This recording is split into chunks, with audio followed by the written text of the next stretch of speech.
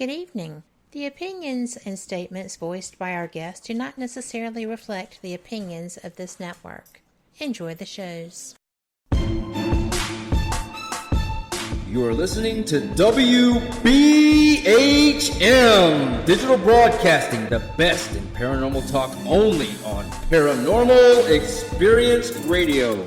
Broadcasting live out of Birmingham, Alabama.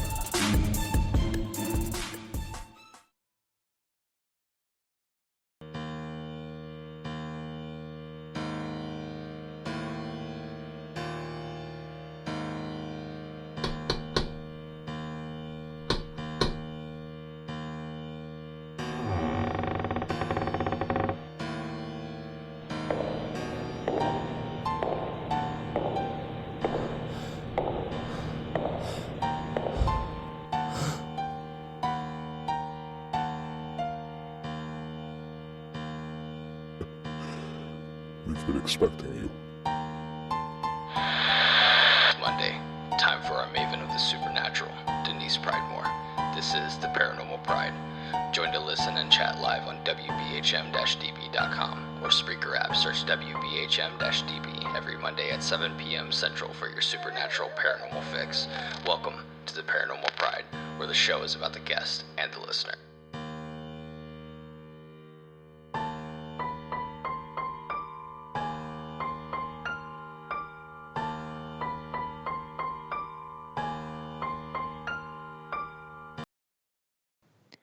Welcome to the Paranormal Pride. I'm your host, Denise Pridemore, and tonight my guest is Karen Lavin.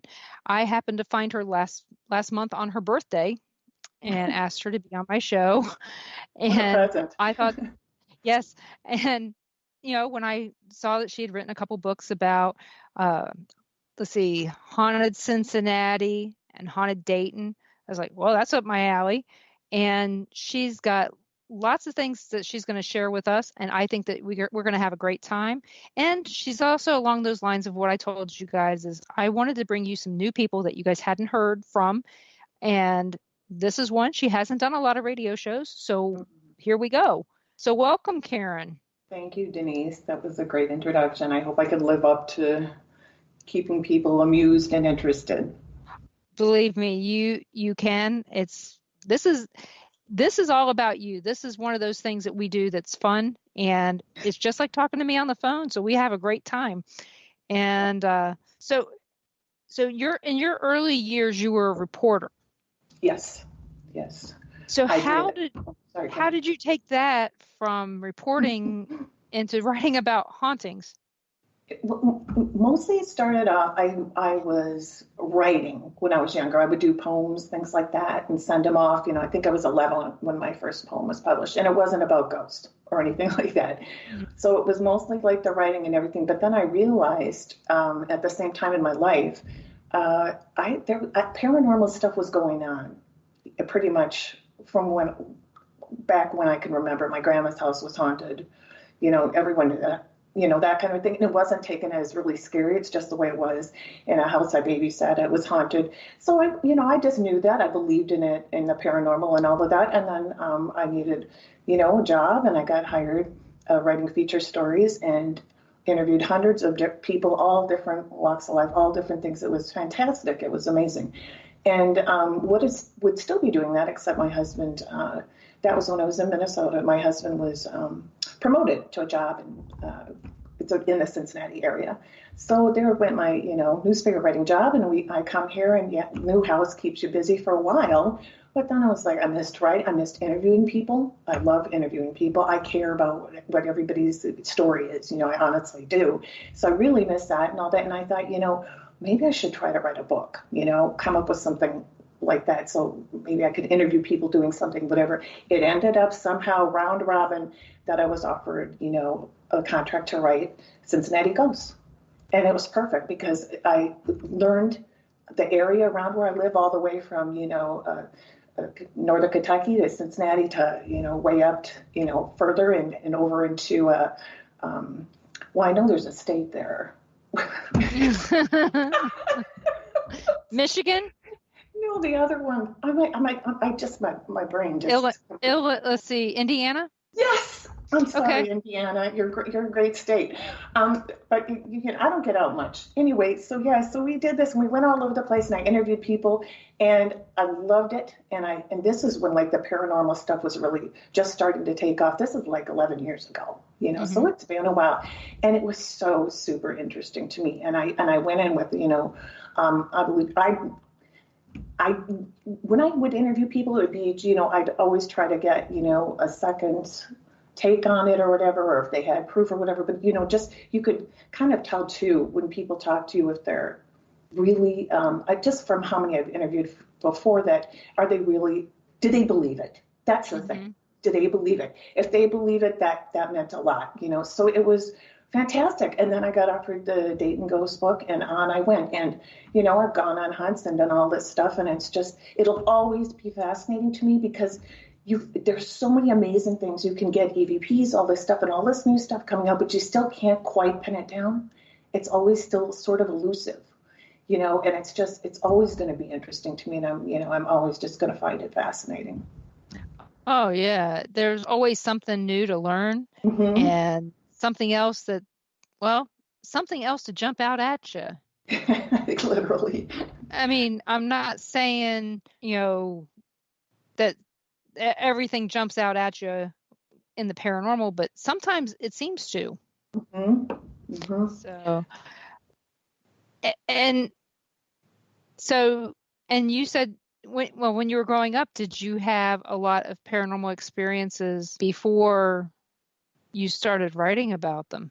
Yes, constantly. Constantly. I was known in my family as the Fae child, the child who knew things Mm-hmm. or knew what was going on or could tell what somebody else was feeling or that kind of a thing. Definitely very, empathetic and stuff. And my grandma's house, definitely the attic, but it was also, it was next to a bedroom. It was in one of the older houses and it was absolutely so active. It was insane. And I already I knew it. My dad, who grew up in the house, said, "Oh yeah." And I talked to it, my aunts and uncles. Yep, that it's haunted. It was just a matter of fact. You don't have to worry. If you don't want to sleep in there, you don't have to. You can go in the other room. So it never was really like freaking out. It was more like so interesting. It was almost like it was fun to be sort of scared. And then I went on, and I was probably 11, 12.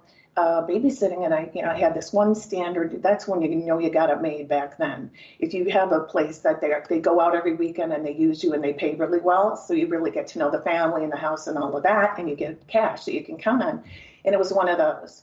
And there was definitely a woman haunting that house. I don't know if I'd say haunting. I loved her. She was very supportive. If the toddler and the baby would cry, whatever, she would say, "Craigie, it's okay."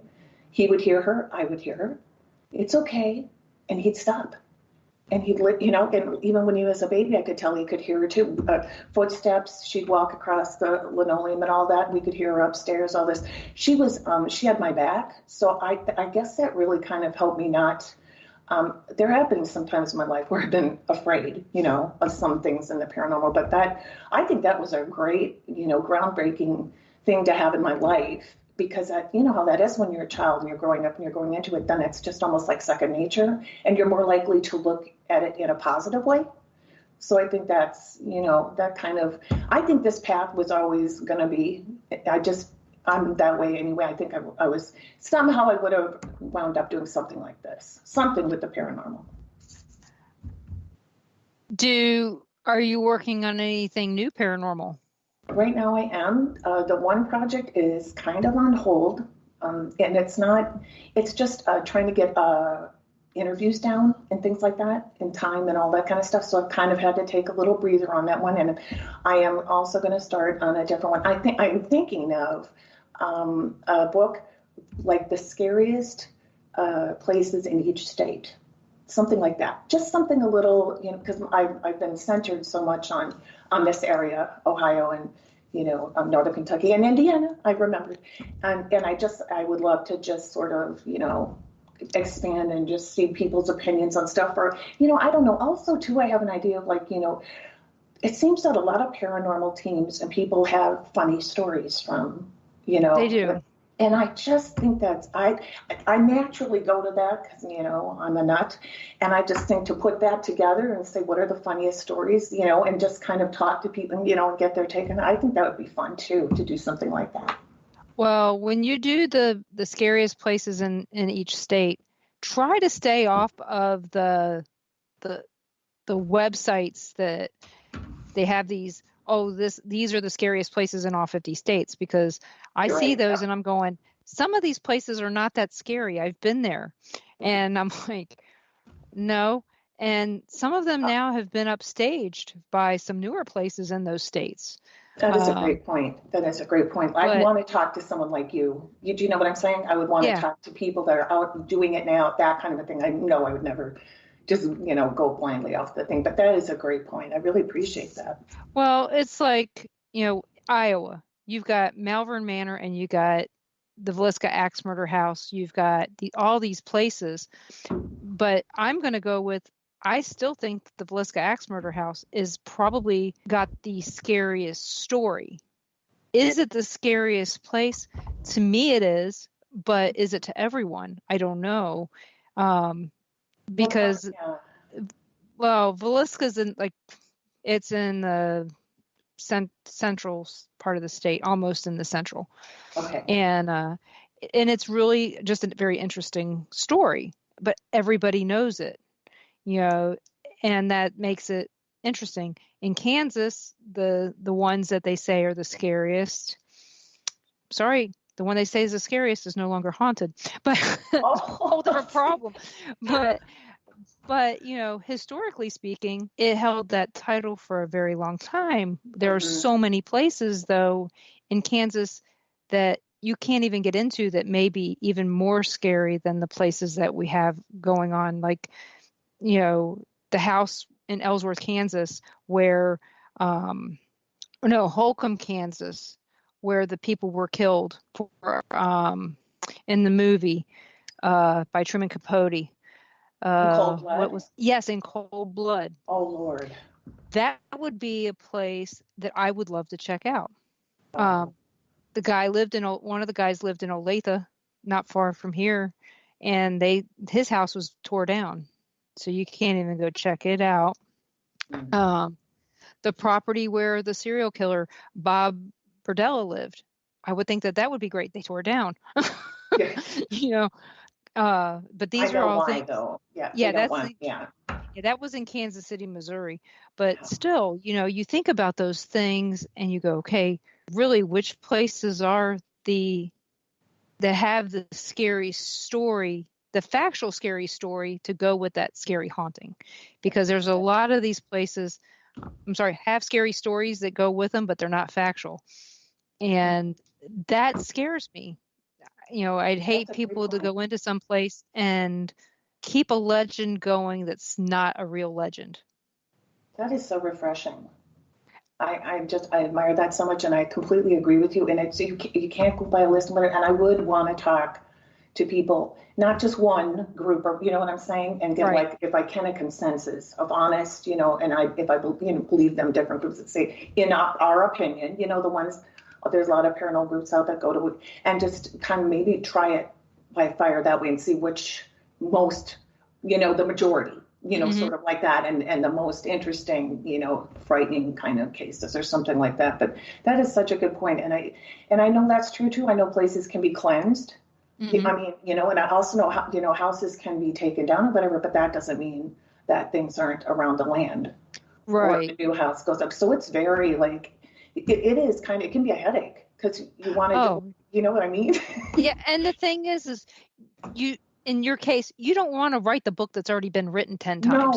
No, I do not. And because I've read so many things about the Villisca Axe Murder House. I mean, I've got 5 books about it. Wow. I've got small excerpts in other books that people have written about it. And I have my own theory, but I'm not going to write a book about it. I'll sit there. I'll talk to you all day about the Villisca Axe Murder House, but you can overdo a place. Yes. Another book that still needs to be written is the lesser known places in the states that need the attention. That's interesting. I think Yeah. I think about that and go, there's all these places, but every time I mention one, someone takes it and starts an investigation there and don't let me in. That's a whole other problem. Oh my gosh. You got to keep your mouth shut and try to get it sideways or Yes. something, huh? Because they just jump on it. Yes. So everybody who saw the post that said, next time I'll keep my mouth shut, that's what that was about. Yes. I wonder. I told people that this place was haunted, and now there's a big group event that's going on there in a couple weeks, and I'm irritated as heck. I would be too.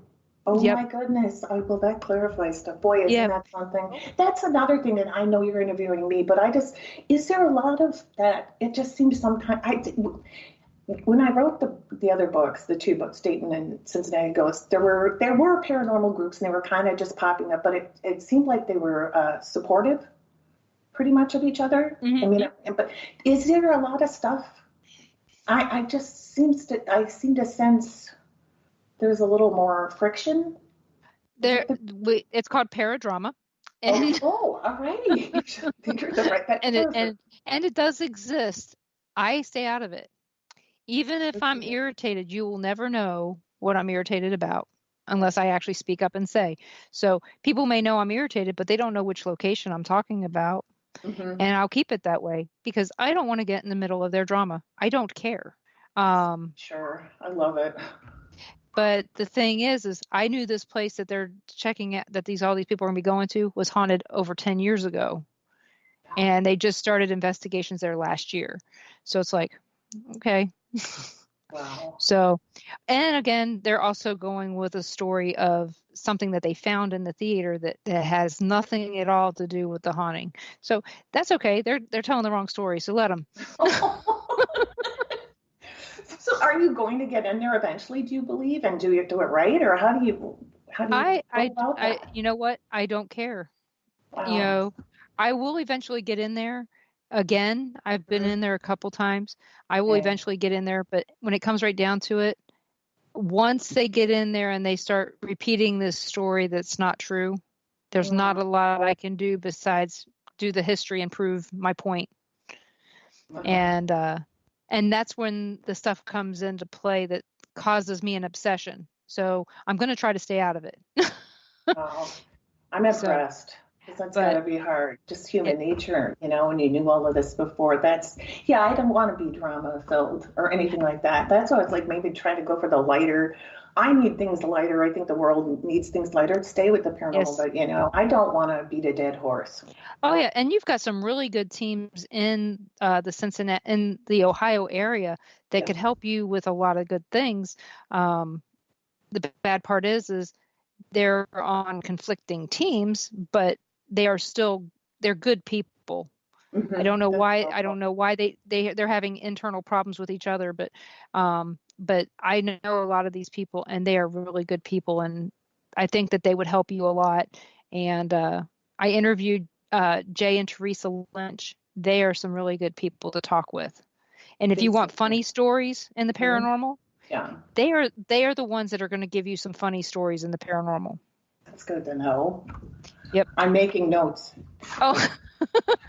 Seriously, yeah. Okay, that is fabulous. So they look like they're fun. I'm Facebook friends, but I don't know them, but they just seem like they're very upbeat and they know what they're doing and very interesting.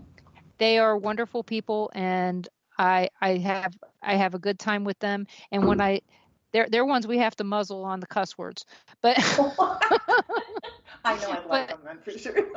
but they are very fun people, and I know all of my audience really likes Jay and Teresa Lynch. So, but like I said, in your state, you've got quite a few people out there. So I have met a lot of people in Pink in Northern Kentucky, and, you know, I worked with them on Cincinnati Ghosts, Paranormal Investigators of Northern Kentucky with Mike, and very, very down to earth, very helpful, and no egos, not with him, you know, and the group so far. So I know there's a lot of, you know, most people, and I believe, are really cool, and when you get to talk to them a little bit, you know, they tell you a little more relaxed and whatever, and then you find out who they are as a person more, and vice versa, and who I am as a person. You know, I just want it, you know, I don't even know what the angle is going to be for the book, but I just feel like there's something that I want to do something like that. You spoke about that. Not everybody keeps doing that, and just in kind of that sort of. And you know what? We're going to take a break real quick. Okay. You're listening to WBHM Digital Broadcasting out of Birmingham, Alabama. We'll be back with Karen in just a few minutes.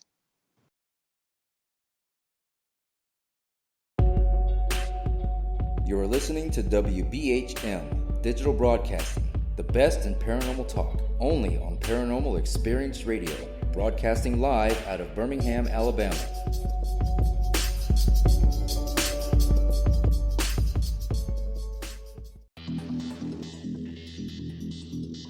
Several U.S. presidents are on record talking about the UFO mystery. Yeah, Presidents Jimmy Carter, Ronald Reagan both had UFO sightings of their own, but the current presidential campaign might be the first in which UFO disclosure has been championed by a major party candidate. DIA, CIA, it moves around, is operating a program to train psychic spies to spy and use their powers against Russia. John Ronson writes about this in The Men Who Stare at Goats. The first known sighting of a ghost took place right after Abraham Lincoln was assassinated in the late 1860s during the administration of Ulysses Grant. Project Paperclip, Clinton releases it all in 1998. Possibly the unequal cooling of its surface. I say, do you still think it's a meteor, Professor? I don't know what to think. The metal casing is definitely extraterrestrial.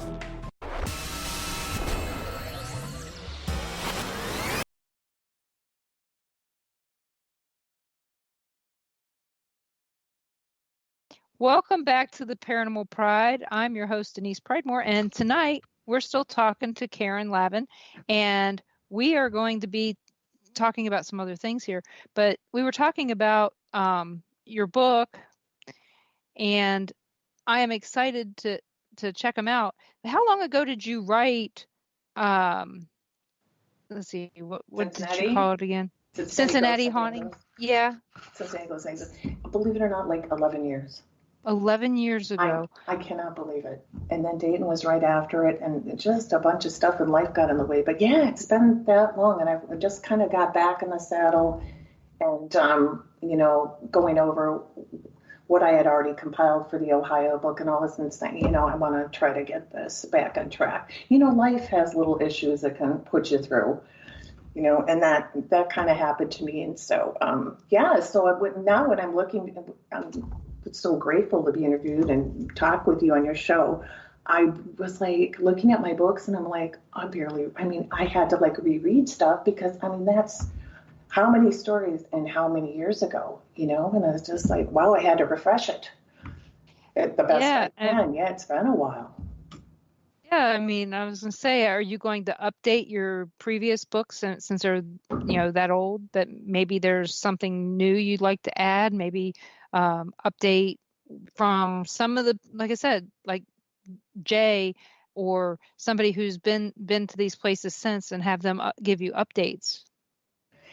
Kind of what sort of, when I did the contracts, it was written like that would be part of it, but I don't really think it is anymore. I think it's more like Denise, that changes. So, it can be just gone.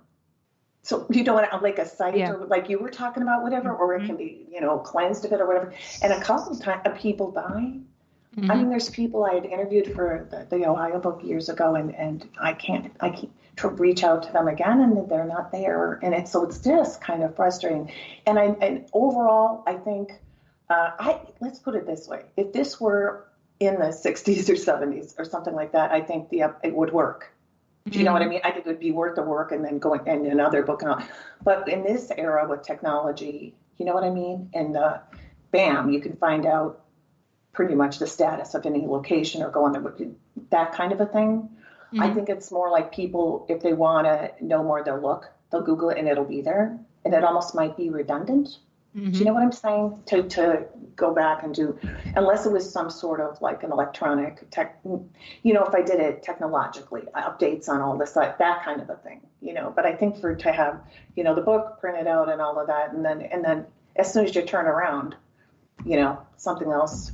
Because they have not talked to me about that, and I don't know that. I don't know if they're doing that, if Schiffer's still doing that, updating on any of their books anymore. It's a good point. I'm not sure. Well, when you did Cincinnati, was the Sedamsville Rectory, was that in your book? No. I wanted it to be, and this is, I'm going by memory of I couldn't remember Indiana, so you guys got to give me a little That's fine. But I think I tried, and they said no, they're not having anybody. I think it was at the point they didn't let anybody, because they didn't let people do it. Then they did, and I think that was after my book came out that they did. Yep. I'm like, oh great. And then they didn't again. Yes, because we were one of the last. Yeah, we were one of the last people to get in there before they shut it down. It was like 2 months after we were there, they shut it down, and now it's a bed and breakfast. Oh Lord. Yeah, I was talking to someone last night about it, and when I told him I was talking to you, you may get contact from him as well.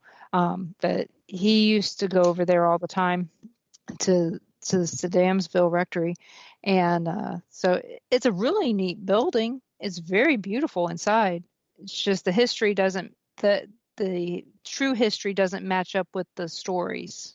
It's not like, in your opinion, like this super haunted thing. It's kind of a super hyped thing. Okay, I'm so glad to know that. There were all the growling that was heard on Ghost Adventures was they got names. Their names are Hoover and Kirby. They were raccoons that were eating cat food outside. Yeah, we heard them within 5 to 10 minutes of walking in the back door. The people that had the place was very good about feeding all the stray cats. Well, not only were they feeding the stray cats, they were feeding the stray raccoons and possums too. But when I looked outside and I saw the raccoons, and my husband goes, "What is it?" I said, "Well, it's Hoover and Kirby, the local raccoons." And he goes, "Is that their names?" I said, "They are. It is now." It's adorable. The little grrring of the vacuums or whatever. That's what I think of. The sound of a vacuum. That's so cute. See, in my case, I just thought that they were sucking up the food as fast as a vacuum can. But yeah, and if there really had been dogfighting in the basement, there would have been police reports. And the stairs were so steep that you would beat your head on the ceiling every time you went down the stairs. So there's no way that would have happened. And a couple of people I know are cops in Cincinnati, and they said, nope, never happened. There was never any dogfighting in that basement. So a lot of these things, again, it goes with, hey, we have this legend, or we've got this story. We're going to go with it. And until somebody calls us out on it, we're not going to fix it. Yes. So, but it happens everywhere. I know. And it, as sad as it is, but I'm always proud of those places that give their factual history, because I think the factual history is so much more fun, even as horrible as it can be. Mm-hmm. So it's the truth. It is the truth. The truth is always more amazing, and you're going to get more answers from a spirit when you're talking to them about the truth. Amen. I believe but completely. But I am looking forward to any updates you make to those books. I mean, I've only been to Cincinnati once, and the place I saw the most spirits was Party Time Liquor, I think. Oh, stop it. And speaking of spirits, Denise, were you imbibing in any? No. No. When we go on trips, we okay. I know where most of the distilleries are. Oh, okay. Because a lot of those there's spirits and spirits. So we go on our spirit and spirits tours, and so we like both kinds. And so we'll hit distilleries wherever we can go. And up in New Florence, there are some new distilleries now. So now it's worth going back up there. Oh, yeah. Just by Wilder and New Florence, there's some new ones. And Bobby Mackey's used to be a distillery, so we had to go. Of course. So that we've got that, but we also like to check out what is what is hard to find in bourbons in places that we go. And so that's why we hit the liquor store. Plus, we were waiting for our time to get into Sedamsville after we had investigated Bobby Mackey's. We were going to Sedamsville afterwards, so we had to kill time. So we did. We killed time at the liquor store and Big Boys. Yeah. So. No, but just real quick, what was in the? Are you serious? Like it was haunted?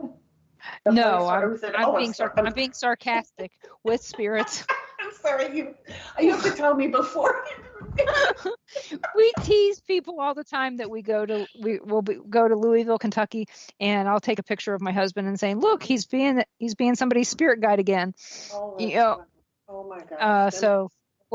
Or Vegas, we'll hit a liquor store there and we'll sit there and talk to people about bourbon and all these distilleries. And I don't know how many people plan trips to go check out distilleries in Kentucky after we've talked to them. It's a big deal. It is. I love it. Around us, yeah. And there's a book right there, Haunted Distilleries. They're all over. Oh, and how fun would that be? Oh, yeah. And I've been to probably 8 that are haunted, and one of our friends works at one that's haunted. That's not a big one yet, but it will be at some point. And I think it's just so much fun to go and check them out. And so it's incredible. Yeah, between me and you, we're going to come up with 6 or 7 books while we're talking. And but yeah, I can't meet at some of the distilleries, because I have to see you and you have to show me the ropes and stuff with all that bourbon and everything. I think it'd be a blast. When you wrote about Kentucky, how far down did you write about? Well, I took a little liberty. I went all the way to Maysville. Okay. Which is, I think, what is it, about like an hour and a half. The tri-state is, it's a little lower than the actual one, but Maysville was just, to me, it's like the magical city, cobblestone streets, on the river, and so haunted. You can feel it. The sun's out, you still feel it. You know what I'm talking about? That there's the haze that you can't see, but you feel, but it's not horrible. It's just amazing, kind of. And there's just so many places there, Phillips Folly and all of that, and Hazelwood Hospital. And I mean, it's a cool town, it just really is. And I got away with it.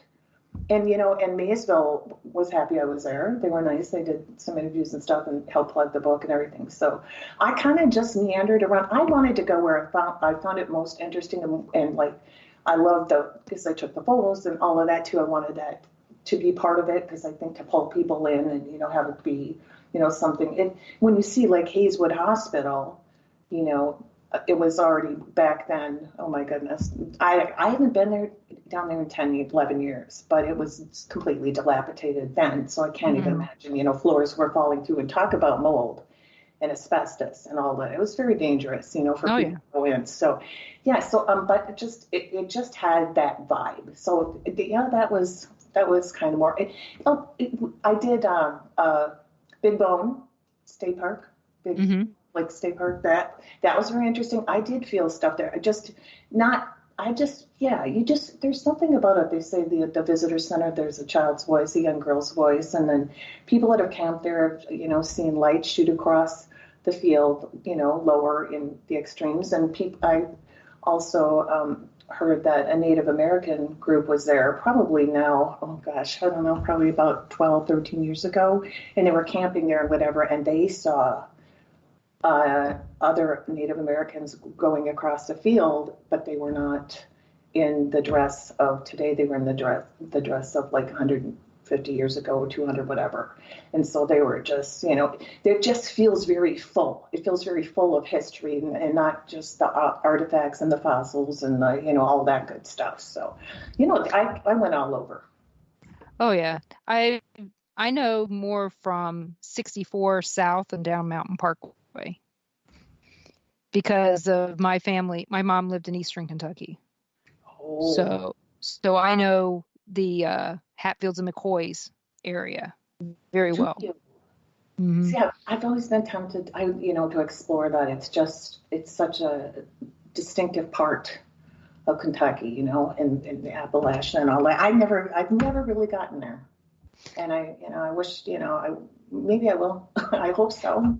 Oh yeah, it's really interesting, and there's so many places to check out.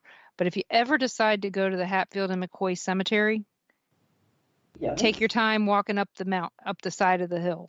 I'm gonna fall, aren't I? No, there's stairs Okay. to get up there, but there's a lot of them and it's steep. I'm gonna fall. It's called Dills Cemetery, Dils, and it's straight up the side of this mountain. And I don't know how they're still getting people buried up there. They got to be dropping them in by helicopter. I can't even imagine that. If it's so steep just to walk up, that's crazy. And luckily the hospital's on the other side, but how handy. And the fire department's on the other side. But yeah, it's a really neat cemetery. And thinking that the Hatfields and McCoys are both buried in the same cemetery, and some of them are right next to each other. Don't you love that? So it makes you wonder how much that feud really was a feud. Mm-hmm. That makes a lot of sense, because why would they allow that? Oh, they did. You know what I mean? Yeah. So there might have been some sort of this is working out for all of us, for all the folks involved, kind of a deal. The funny thing is they're still fighting, but it's with car dealerships now. No. Yeah. Oh my gosh, that's hysterical. Yeah. But it's just funny when you see it. And they're not only buried there, they're also buried in Williamson, Virginia, or West Virginia. So it's close to so it. they're right. Yeah. It's at the other end of the county, same county. So, but it's very one of those things that people, if you ever get to Pike County, you need to go and check out the Hatfield and McCoy's graves, only because they're not going to, I mean, the graves are already being torn apart from the trees and all that. They're just starting to disintegrate, and they're getting hard to read. So, and like I said, don't do it on a really hot day, because walking up the side of those stairs, it's rough. And if you're in bad health, don't go. Wow. That it's that steep. And I was in good health, and I was like, Did you have any vibes or anything like around, the whole kind of area or whatever? Or is it more like a historical sort of thing, or both? It was more historical. Mm-hmm. And for the Bigfoot hunter, they would love it up there, because it does seem very squatchy, except for the fact that there is a restaurant right down at the bottom of the hill where you can hear them yelling about chili cheese hot dogs and stuff through the drive-through. If it wasn't for that, you could go with it. It's really interesting. Why the Bigfoot are there. Yeah. So, but other than that, it's just, historically speaking, it's a great place. I did not feel like it was haunted. I just felt that it was neat. But the grave of Octavia Hatcher on the other side of the city, over at the University of Pikeville, used to be Pikeville University. Now it's up because it's up 100 steps. Okay. So up 100 steps. They have her grave. Her grave is weird. And they've got it surrounded by 6-foot high fence. And that one is weird. And at that one, you do feel something, but she was buried alive. Oh dear. So whole different vibe. And I mean, and you can see that grave site from the Hatfields and McCoy site, and she was related to the Hatfields and McCoys by marriage. Oh my goodness. So, but like I said, it's strange thing. So if you ever get a chance to go down to Pikeville, just don't go during Hatfield and McCoy days, because the town goes from 30,000 people to like 400,000 people. Oh yeah, no. That's too much for me. Yeah. It is. It's too much for me. They close down everything for that week while they have that festival. But go and check it out. And then they've got the new distillery down there that's on the main street there called it's All Tech, and they have bourbon barrel beer. It's my husband's favorite beer. But yeah, it's wonderful down in their downtown area. They tore down some historic buildings though to put in this distillery. And one of the ones they tore down was very haunted. My mom used to work in that building as a lawyer's assistant, and but it's just a really neat place to go.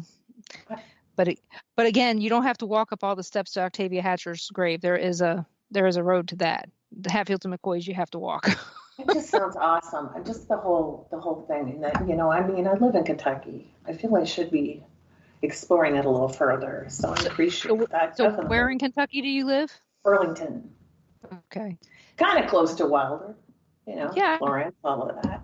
My nephew went to school in shoot, I can't remember the name of it.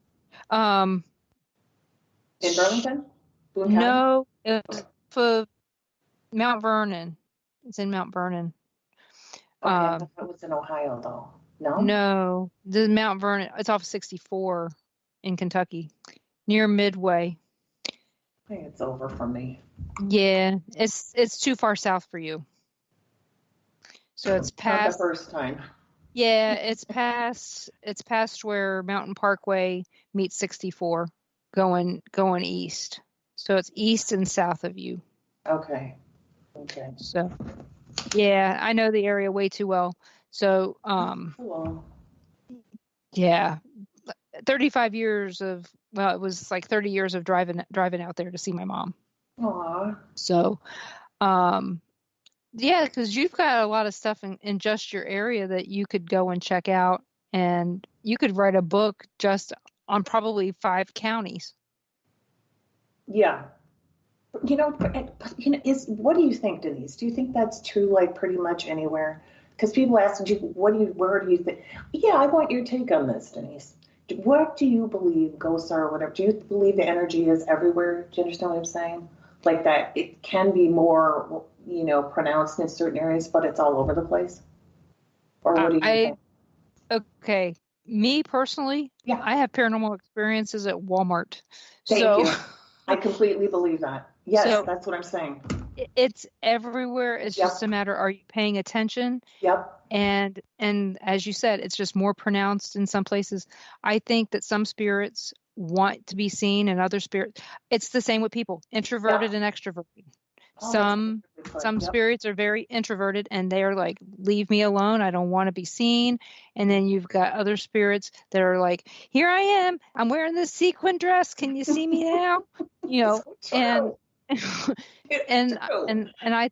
And again, it's just like with the personality thing. Some are happy and some are sad, and some are mean, and some are just ecstatic to be just even noticed. So, but it's just how it goes. But you know what? We're at our next break. Okay. So everyone, if you have any questions at all for Karen, please put them in either one of the chats. I will make sure I get them asked. But you are listening to WBHM Digital Broadcasting out of Birmingham, Alabama, and we will be back in just a couple minutes.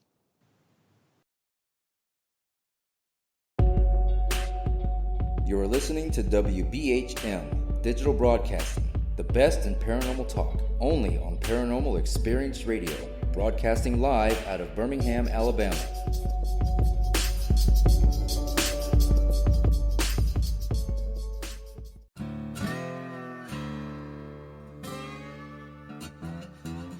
Oh, come on. I'm Southern, but... Nope. That'll do. Hello. I am Kat Hobson, host of Paranormal Experience here on WBHM Digital Broadcasting out of Birmingham, Alabama. I enjoy having guests from all areas of the paranormal, from ghosts to ufology to cryptids and beyond. You'll find some of the best researchers in their fields bringing you some great information. Join me on Wednesday nights from 8 to 10 p. Eastern here on WBHM Digital Broadcasting. Since 1948, Fate magazine has brought you reports of the strange and unknown, all of them true.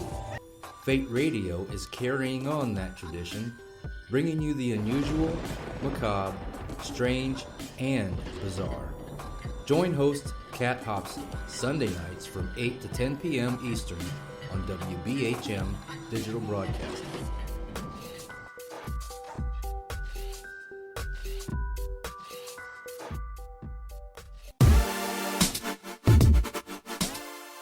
listening to WBHM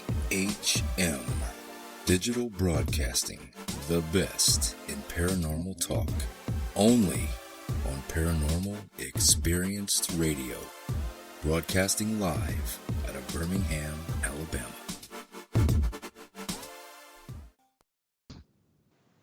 Welcome back to the Paranormal Pride. I'm Denise, and our guest tonight is Karen Lavin. She is an author, and we've been talking about Cincinnati and Dayton. Well, mostly Cincinnati. I have only been through Dayton once, so I don't know much about it. So, it's got its stuff. What I used to know about Dayton is it was the closest Friendlies to where we lived until they closed it down. My first job was Friendly's Ice Cream because I'm from Baltimore. How perfect. And so that was the closest one. And when we drove through to go to Gettysburg, I looked it up and it had already closed. So I was very upset. But the good news was we were going to Gettysburg and there was one right next to our hotel. Oh boy, you've somehow managed to get them all in a row, don't you? Oh, I find all the stuff I want. So, and my husband always laughs at me, but yeah, I always find what I want. So it works out. Vibe. Yeah, I'm getting that vibe. That's pretty cool. Do you have like a bucket location or a place that you would like to write about that maybe nobody has written about, or even a place that somebody has? That's a really good question. I think, the weird thing, it's weird. I think a particular thing, I wanted to go to Mansfield Reformatory like everyone else, right? And we went there and we got the private tour and everything like that. But that's not it. It's just something that sometimes I get a feeling like you were talking to, you go around, you just sort of get a feeling. There's a couple places that I go by and I'm like, my husband and I do drives or whatever. In fact, we were driving around on Sunday and there was this, it used to be a very nice place, but it was kind of down and out. But I could feel deeply that there was a lot of stuff in there, stuff like that. I'll just get hit. And my husband's known me long enough that it's like, he'd go in if I could find, and if we could do a thing, he believes there probably would be something there. When I get that pull, like you were talking about, if you get the pull, as for like, does it have to be this or, do I have to meet the Pope in that? Do you get what I mean? To be whoever and have it be. No, I can have amazing experiences, sitting on my back deck, and I have. I'm one of those that it's just, I sort of just look at it like kind of little prayer, just take me to where I can make a difference or share something that's important, or you know what I mean? Just that's sort of how I do it now. Before I always I have to do all the big things and all of this and everything. But it's, to me now, it's more like, it is like I'll look at a place I was still in Minnesota. My husband was here in Kentucky. He was looking for houses because he was here way before us. And he sent me a photo of a house that he was interested in. And I said immediately, people have died there. People have been hung there. I haven't written a ghost book or nothing. I'm back, just looking at those photos. I went, there is absolutely no way. Absolutely no way. That place is absolutely crawling with ghosts, and not of the good kind. And then we find out, we were here, I don't know how long, that it was, there was stuff that went there. It was not a brothel, I don't think, but it was definitely a bar, tavern thing, but very violent things like that had happened there, and it was just, and I just looked at my husband, he's like, yeah, all right, you felt it, because I knew there was no way I was going to go there. Would I like to go in now and just, whatever, but I'm not going to move there. So it's that kind of thing to me. Do you have a place that's like you would, if you could go anywhere, you would want to do it for sure, and that would be the one? Or is it just sort of as you go? For me, it's kind of as we go, because I know that sometimes those far away places are so far away that they kind of have to stay in the back of my mind. So I kind of do more of a live for today kind of thing. Love that, yeah. So that I'm not disappointed on where I'm not going. I'm more excited about where I am going. That's excellent. That's the way to live life anyway, isn't it? It is. That way, like I said, if I don't make it to this one place, I'm not upset because I got to go to this other place instead, and I'm good with that.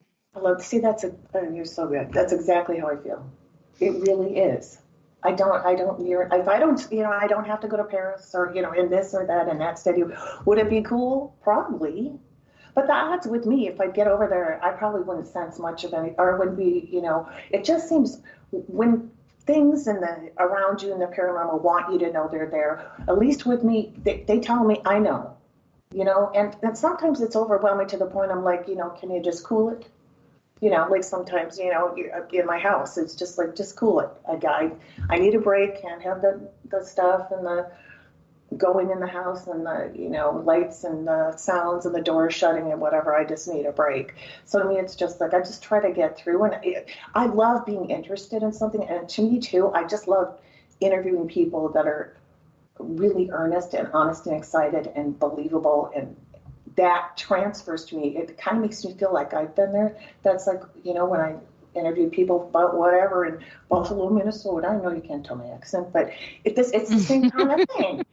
When someone's passionate about something and it's real to them or whatever, I feel it. I get as excited as they are. I live it through them, kind of, especially when you're able to do that and kind of share it then in the written form. I just love that. I love the people and the process and the wonder of it all more than an actual brick and mortar site. Well, you can hear the excitement in your voice, so I can hear that when you write, if you're putting that same excitement in there, we can probably feel that location through your excitement and their words that from your interview. And that's got to be a huge gift. Thank you. I appreciate for that. people who are reading the book, because when you were talking about Mansfield, that's one of the places that I'd like to go, but it's expensive. I know that. It's off the path of where I'm normally going. And, usually when I'm thinking about vacation, honestly, I'm thinking about getting my toes wet in the sand and having a drink at the beach. I'm not thinking about going north and being landlocked some more.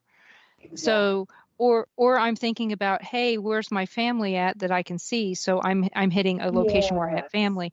I have zero family in Ohio, so that's not usually where I'm thinking about going, because every paranormal trip we make, unless we're going with friends, it still has to do with family. So, we go to visit Vegas, we're going to do something paranormal along the way from Kansas to there, or we're going to do something. We always do something paranormal in Vegas. We are always on a radio show when we go out there. That's a book right there. Yeah. So we always do something when we go, but it's a matter of, it's still, the family thing is still first. This is secondary.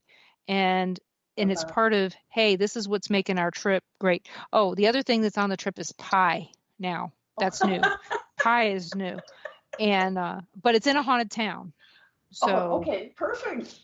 And it's on old Route 66. So needless to say, Route 66 is haunted. In fact, there's a book about it. And it's a haunted book at that. And, so, we always try to plan that out. And, even if I go to visit family, some of my family's homes are haunted as well. I'm not surprised. So we get to do that. And I've actually done radio shows from their homes. Oh my gosh, that's excellent. And so needless to say, we make the paranormal for us is still a family event. Now, the family that's not into it, we make sure that we don't expose them if we can get away with it. That's keep really them nice. Unexposed.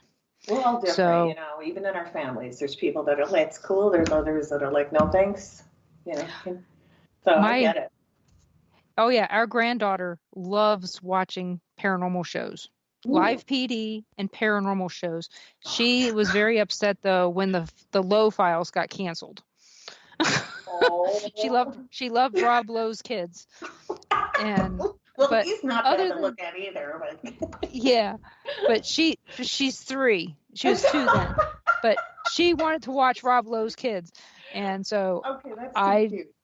But when my daughter showed her me on TV, she just couldn't stop looking back at her and going, "That's my grandma, my grandma, my grandma," and that's all she could say. Yeah, so it was funny, and so my granddaughter is into the paranormal, and my daughter, she likes it, but my older daughter that lives with them is like, yeah, I've been to these places, I see nothing. Mm-hmm. And we lived in a haunted house, so it's like, you guys don't see anything, you used to. Mm-hmm. And they've shut, but so 2 of my kids are really into it and 2 of my kids are not. One of my daughters, that of those 2 that are not, are into the crystals and things like that. She's more into that part. That's so cool. So they've all got something that they like. But like I said, the oldest that's been to all those places with us, she's like, I see nothing. She goes, but I can at least say I went. So I love that she goes anyway. Well, she's probably not going anymore since she moved to Vegas, but she used to when she lived out here, and we used to have a fun time with her. Well, she's got my sarcasm, so it wasn't always good for the other people that were around. Oh, there was one time we were at McPike Mansion, and it was recently on TV, and it's in Illinois. Okay. And they had this fungus in the back of the woods, and it's called a brain fungus. Or cranium fungus. It looks like a brain. Lovely. And she comes running out of the woods, and she goes, I found a skull in the woods. And I'm like, no, you didn't. Yeah, we did. I said, they have been all over those woods. There is no way that you found a skull suddenly in the woods with as many times as we've been around here. No, I did. So she takes me back there, and we got all these people that had heard her saying this. And I go back there and I look, I said, well, if there is one, I said, I'm going to bring it out. I said, I'm going to carry it out so everybody can see it. And so I had my gloves and everything. And I went in there, and it was a mushroom. It was a big giant mushroom. So I told her, so she went and she stomped it up. I said, yeah, I don't need people coming back here getting poison ivy because you said there was a skull back here. And I love that so much. Just on so many levels, mother, daughter, the whole thing. The mushroom. Yeah. That's perfect. So I had to make sure that I stopped everybody before they went back there and explained to them it was not a skull, it was a mushroom. And I had to explain to the owner, because we had only been volunteers at that time, maybe 3 years, and she didn't know, she hadn't met all of our kids yet. She'd only met our 2 younger ones, not any of the older ones. Right. And so I had to explain to her, I said, she's just being sarcastic. I said, it's just a mushroom. Oh. And she goes, we have mushrooms that look like skulls back there? I said, yes, you do. Oh, my goodness. And so now they go back there every year looking for these skull mushrooms to see if they can find them. Yeah, so it could be like a little thing, the annual skull, whatever. You find one and you get a prize, whatever. Oh, that's so funny. But your daughter should really love being told. Yeah. Yeah. It was not good for me trying to keep people out of getting poison ivy. And it's like, I don't know what's back in there. And I was like, I don't want to have to call an ambulance, even though the ambulance station wasn't far. I still didn't want to call an ambulance. And I was like, will you stop that? And and for the longest time, I had to get her to not tell people that she found a skull in the woods. She would keep telling people that for years. I found a skull in the woods here. No, you didn't. Do this reliable research or tell the truth facts. All this, I love it. It's such a perfect match. You 2 are supposed to be related. Oh yeah, and for sure. So I just kind of laugh at her all the time about it. But I told her, I said, you can't do that ever again. But she still, all of a sudden, we'll be talking about something, and all of a sudden she'll throw that into a random sentence. I found a skull one time. I'm like, Lacey. To drive you nuts. That's her job. Oh, I know. It's as bad as me telling my mom jokes that I should never have said in front of her boyfriends when she was dating. So she's just doing that to see if she can embarrass me. Of course. So, well, everybody, we are at the top of the hour. coming up here in just a few seconds. I want you guys to go get a drink and come on back and listen to the news if you want. But we're going to be back with Karen, and we're going to talk about quite a few things when we come back. And it's going to be a great show. If you have any questions about Karen, please put them in the chats, and I will make sure I get them asked. You're listening to WBHM Digital Broadcasting out of Birmingham, Alabama, and we'll be back.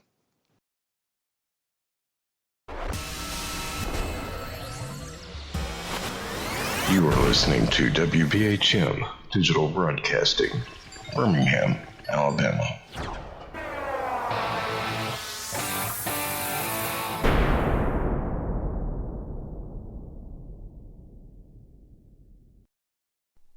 Live from NPR News in Washington, I'm Jack Speer.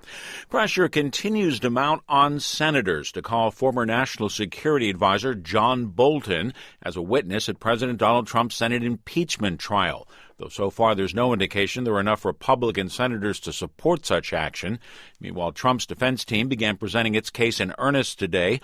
Attorney Jay Sekulow repeating previous assertions from the White House. The president did nothing wrong. It is our position as the President's counsel that the President was at all time acting under his constitutional authority, under his legal authority, in our national interest, and pursuant to his oath of office. Trump's lawyers have largely brushed aside allegations in the draft of a new book from Bolton that contends Trump told him he wanted to withhold millions in military aid to Ukraine in exchange for an investigation into political rival Joe Biden and his family, charges Trump has denied.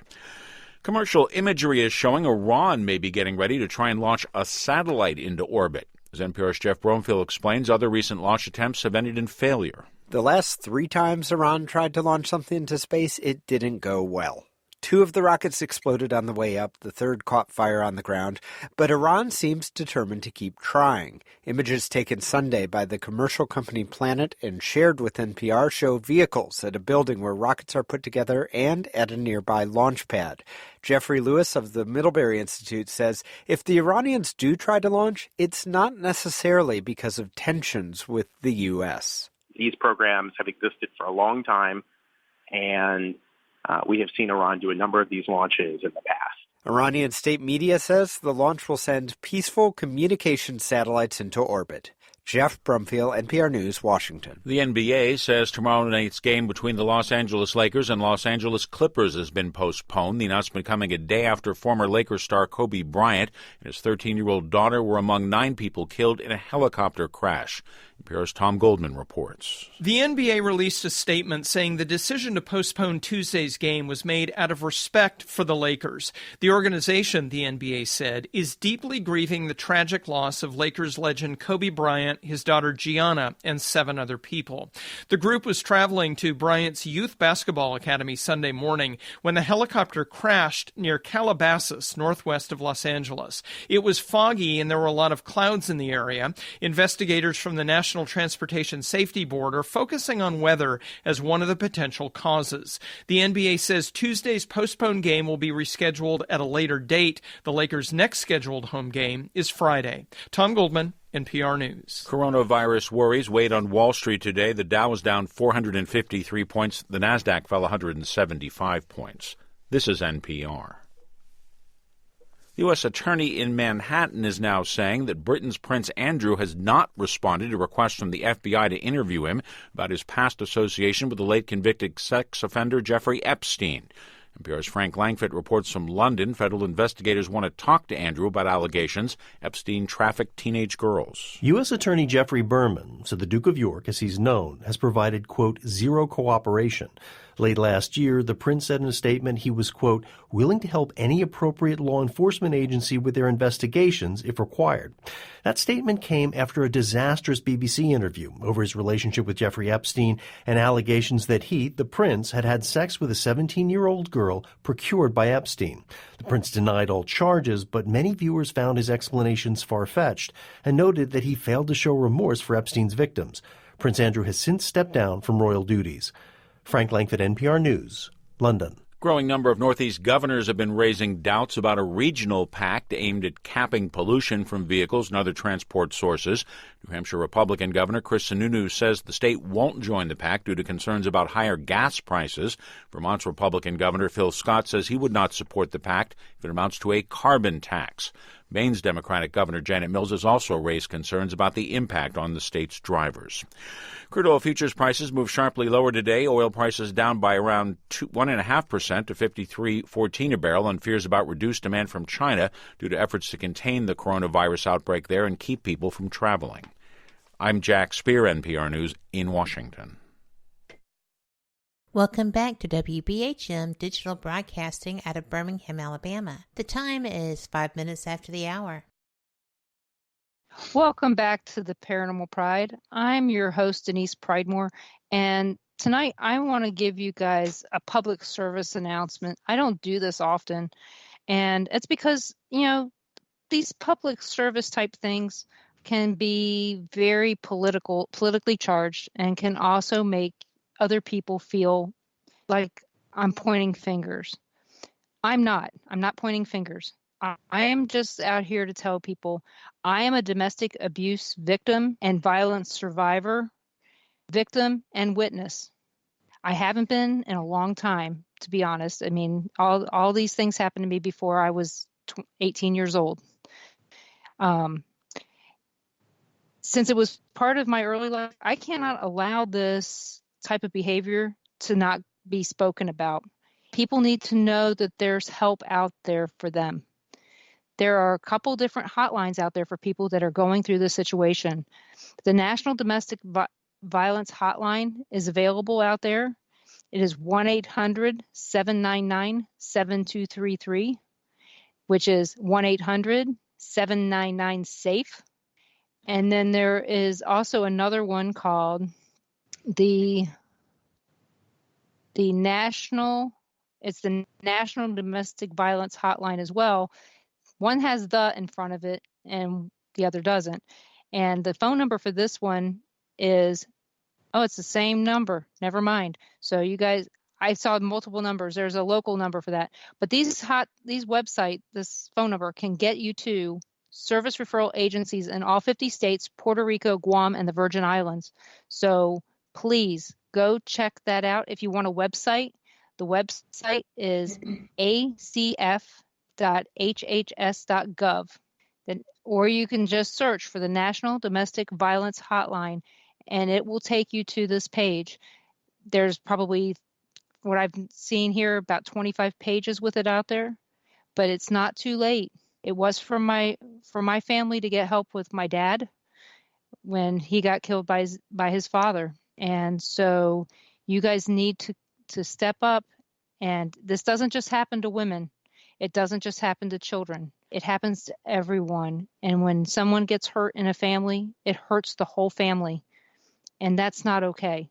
So there is people out there to help. And if you have any questions or you want this information and you want it to be private, send me a private message and I'll send it to you. Please get help if you're in this situation. That's all I got to say. Beautifully put. I just want all you to know, I care. I really care. And I've been there. So thank you guys for listening. I hope it didn't offend anyone. And even if it did, I'm sorry. I'm probably going to offend you again. So that's the way it goes. So it's awesome. So put yourself and tell people that. Well, I've only done a few things where I've gotten really upset about stuff, and homelessness is one, violence against your family is another, and there was one other one that I stood up for, and right now I can't remember what it was, but it's really important that people know that people care. No matter how much people are turning their heads these days and acting like they don't, for every person that turns their head and doesn't look at you, there are 20 more that will be right there to hand out their hand to help you. Oh, that's so true. So, but, yep. And I just want people to know they're not alone. Just not alone. That's the big thing, isn't it? I think It a lot is. of people do feel like it's embarrassing. This is happening, but I can't tell anybody. I did something wrong somehow, or I could have stopped it, or whatever. And the way you put it is perfect and beautiful. Well, one thing people don't know about me is my mom walked out on us way back when in 1973. And a lot of these people in my chat room met my mom through the chat room, and it was because my dad was abusive. And that was hard back in 1973. She didn't have a car. She didn't know how to drive. She didn't have a high school diploma. She didn't have any way to take care of us. But you know what? She found a way to got out of the abusive situation. She got custody of us about, what was it? It was just under a year later. She had gotten her driver's license, gotten a job, got a place to live, and got custody of us. And it all happened before my dad got murdered. So we were settled before anything bad happened to my dad, so that we weren't uprooted as badly when all that happened. So, like I said, I told people all the time, in 1973, mommies didn't leave. My mom had guts. She did it. So if my mom could do it in 1973, guess what, people? You can do it now in 2020. That's so true. So, you're amazing. I'm sorry. Oh, and Carl just reminded me, I talked about teenage suicide. I stood up for that.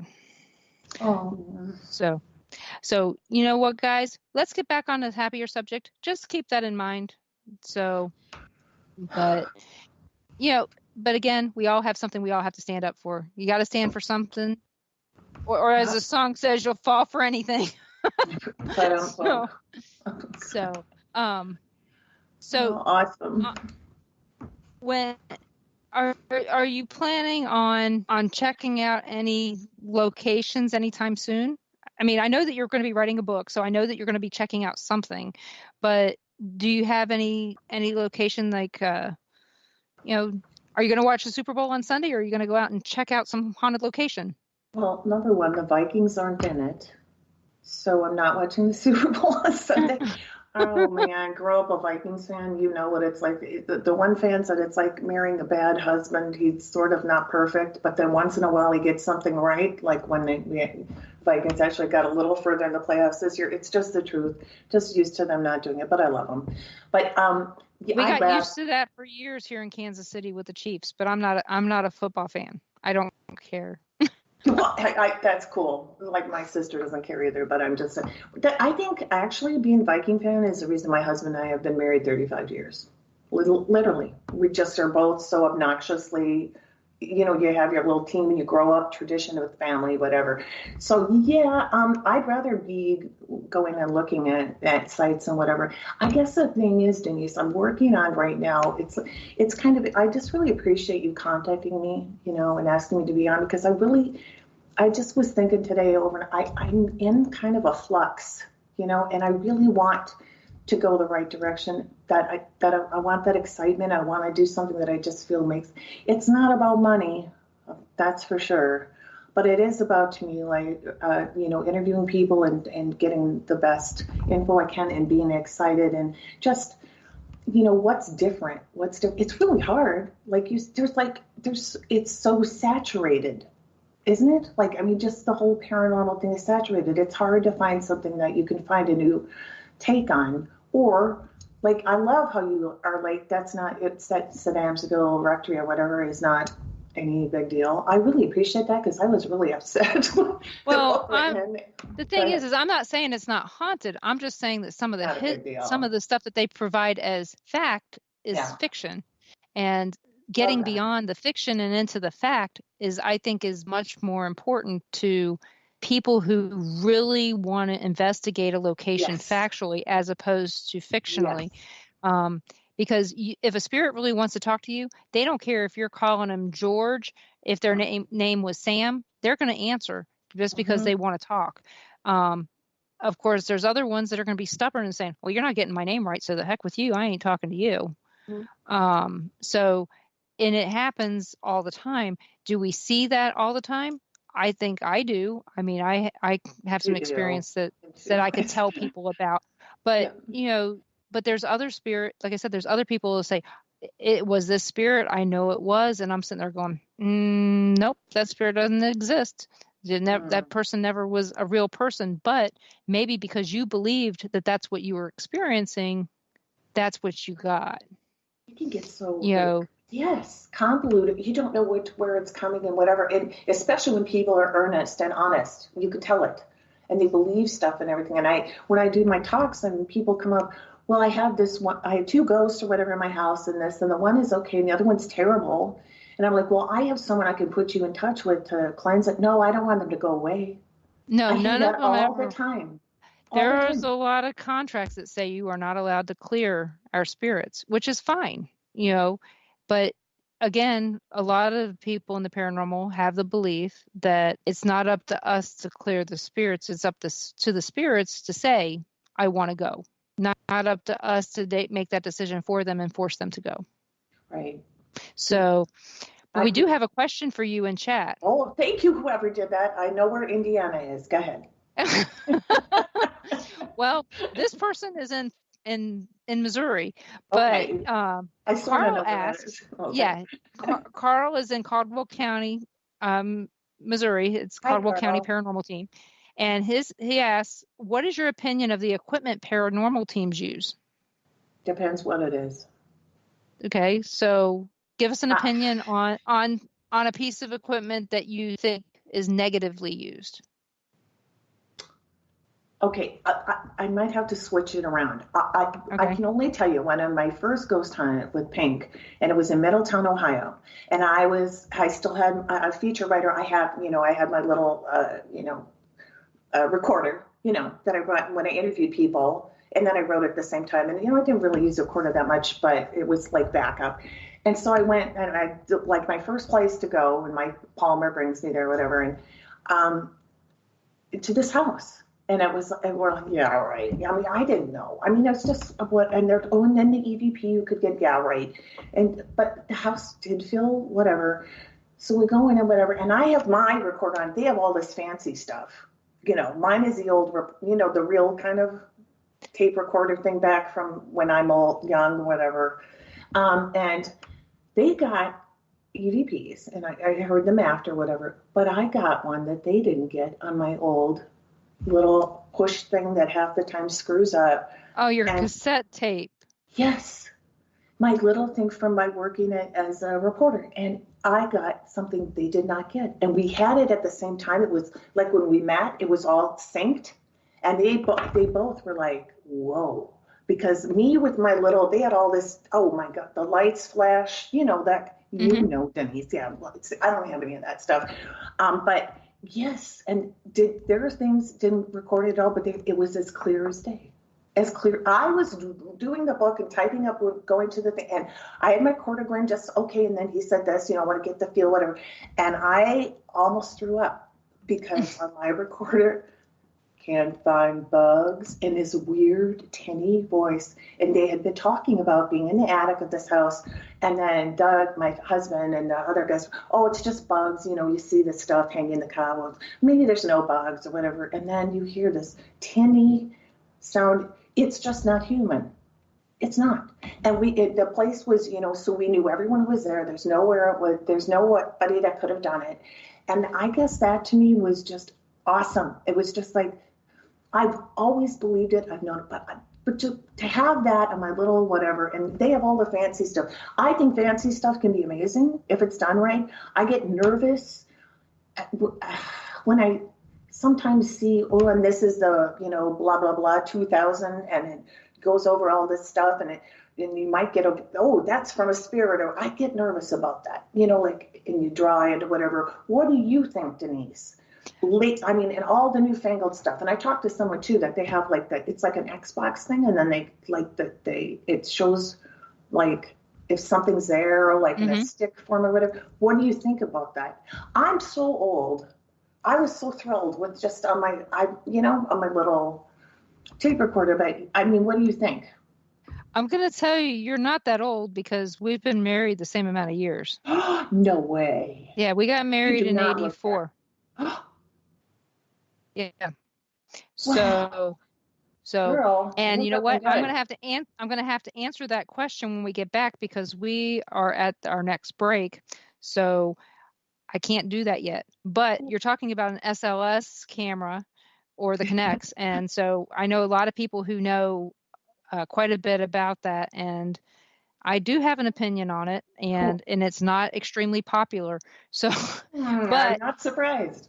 So that's me. And, everybody knows that I'm not always popular with my opinions, but everybody, you're listening to WBHM Digital Broadcasting out of Birmingham, Alabama. We will be back with Karen Lavin here in a minute. I had a show on in the 80s. I was a waitress. Where's Flo? And never mind.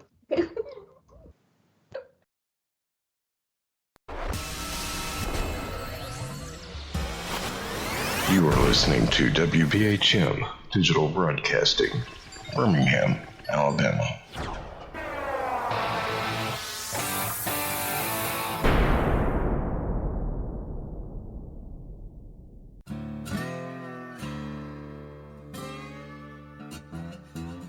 Oh, come on. I'm Southern, but... nope. That'll do. Hello. I am Kat Hobson, host of Paranormal Experience here on WBHM Digital Broadcasting out of Birmingham, Alabama. I enjoy having guests from all areas of the paranormal, from ghosts to ufology to cryptids and beyond. You'll find some of the best researchers in their fields bringing you some great information. Join me on Wednesday nights from 8 to 10 p. Eastern here on WBHM Digital Broadcasting.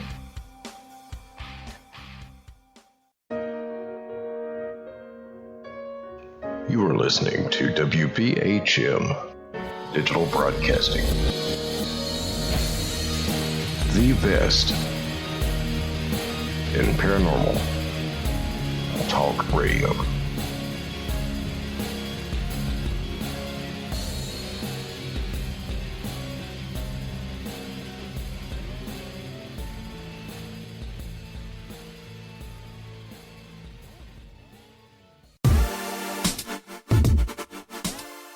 Listening to WBHM Digital Broadcasting, the best in paranormal talk, only on Paranormal Experienced Radio, broadcasting live out of Birmingham, Alabama. Since 1948, Fate magazine has brought you reports of the strange and unknown, all of them true. Fate Radio is carrying on that tradition, bringing you the unusual, macabre, strange, and bizarre. Join host Kat Hobson Sunday nights from 8 to 10 p.m. Eastern on WBHM Digital Broadcasting.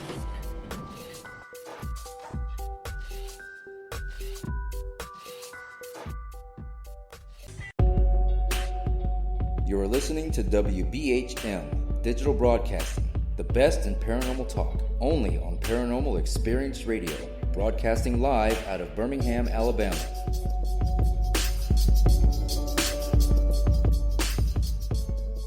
The time is 23 minutes after the hour. Welcome back to the Paranormal Pride. I'm here with Karen Lavin, and what you guys missed off the air was Kiss My Grits. You girl. So, she was my friend's cousin's uncle person. I'm related to her. Well, what's funny is that before the show, I had said that to Kat. I had said, "Hey, you can go ahead and get Linda Lavin on the phone." And she goes, "Karen." I said, I know. Kat knew. Love yeah. You, Kat. She rocks. So just call me Linda, girl. That's fine. And my mom loved Linda Lavin, and my mom's name was Linda, but she loved Flo better. But yeah, it was just one of those things that it hit me. So sometimes names get stuck in my head, and now I always remember your name because of this. But back to that. Let's be honest. Okay, go ahead. But back to the SLS. As long as you're using it right, I think that it's a great tool. but people need to learn how to use it right and not point it at things that have lines or patterns on it, because it'll automatically make that pattern into a person. So that's my opinion, but it's also fact that it does that. So that's my thing. If you're going to use the equipment, learn how to use it and use it right. What do you think is the most for you? You're going after, you're doing whatever, you're on a. What do you feel is like the best way you have of knowing if something's there, whether it be whatever? For me, it's more me. I can tell you, my husband will tell you that my favorite piece of equipment is my wife. Aww. So, and I can tell you a lot of times what's there, who's there, and then the equipment will a lot of times match up with that. Is it always foolproof? No, because you can't prove somebody's feelings. Oh, cool. So, but that's a great line. I'm writing down my reporter thing. That's an excellent quote. Yep. But one of the things is that you know, I have only gotten maybe 2 EVPs in my life, and I'm not even sure that those are really EVPs at this point, because somebody could have been saying something. I am very skeptical even of our own evidence. That's cool. And I think you need to be. You need to scrutinize everything that comes through. Are you sure nobody was talking in the room? Are you sure nobody was whispering? Because I've heard EVPs in the past that sound like people that are in the room or that were there at the location with you. Is the spirit copying your voice? Things like that. I don't know. But and if you go back to that person, they may not even remember whispering. So that's the bad part. Yep.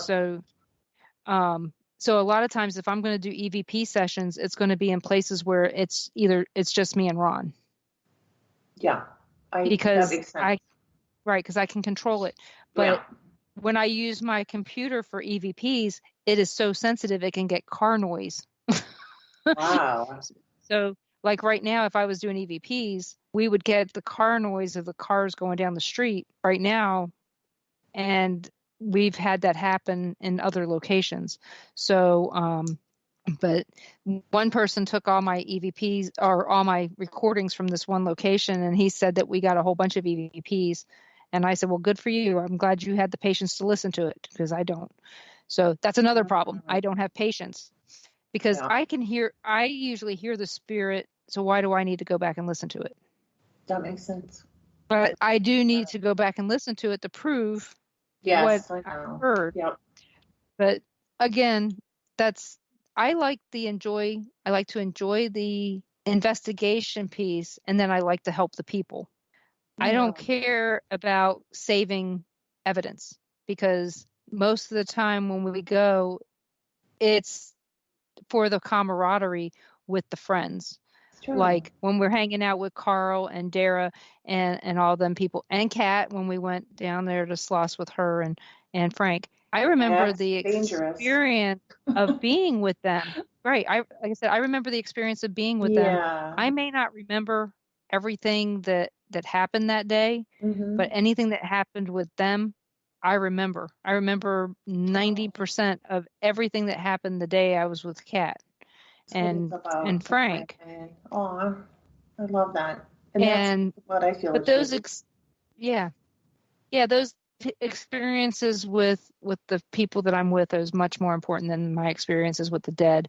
But I love the investigating piece and helping other people get evidence. They can go and do whatever it is they want to do. I just want to help them get the evidence. Does it make sense? I got a million things to do. I still got a full-time job that takes me 70, 80 hours a week. No. I don't have time for all. And I love doing the show. And girl. So this is the best part of this whole thing, is getting to talk with people and investigating and making friends. So, and do I want to investigate more? Yes, I do. But I'm holding off on that until I retire, and then I'll get really, really serious about it at that point. And people love out. I love how you do it, and it's like the facts first, and and what really happened, the truth, and then you go further. And that's what it should be. It's what it should be, Denise. Yeah, I have a couple books in me. It's just a matter of having the time. But again, the roof over the head is much more important than the pen on the paper. Oh, see, that's a quote. If I was writing you up for my article, that would be an excellent quote. You got a lot of good quotes, woman. Yeah, no, all this stuff just comes right off the top of my head. That's because I got that BS degree and I use it. You got your honesty thing. That's and the everybody most that BS degrees is actually a bachelor's of science, but it still says BS. Kind of. Well, with you, yeah, I guess you. I tell you. Well, it's like I said, it's fun, but yeah. So we have another question for you, and this one is from Sherry, and she asks, "What is the favorite location you've written about in your books?" That's a great question. Probably, which is weird. It wasn't scary. I didn't go inside, but the Washington Opera House in Maysville. Because Rosemary Clooney is from that town, and rumor has it her nephew George also grew up there, and she performed at that place, and it's one of the most, throughout history, one of the most amazing opera houses ever. And what's even more amazing is that it burned down like really way too quick after it was built. And the town, this little tiny Maysville town back in the 1800s, rebuilt it.